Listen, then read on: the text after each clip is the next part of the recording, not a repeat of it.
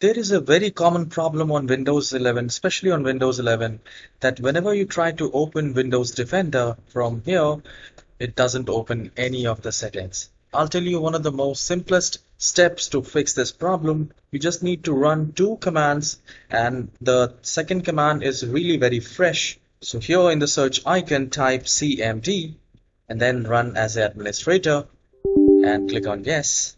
And here the very first command, which is a very known to all, I guess, sfc space / scannow. So you need to run this command and hit enter. This might take few minutes.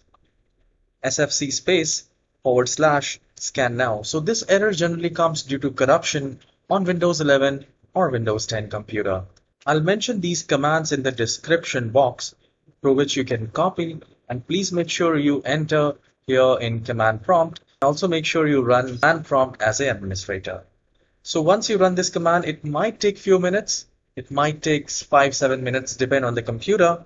And once this is done, restart the computer and then run the second command, which I'll show you. Now the second command is DISM.exe RestoreHealth RepairSource Windows.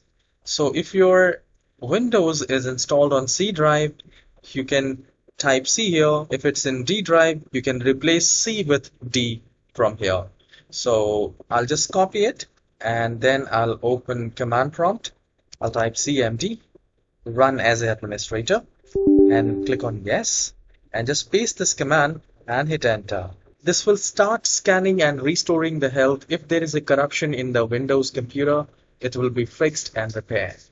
Once this is done, restart the computer and see if your Windows Defender is working fine or not. I hope you have enjoyed this very short tutorial. Please let me know if this tutorial is helpful. And guys, please hit the like and subscribe. I'll see you in the next video. Have a wonderful day.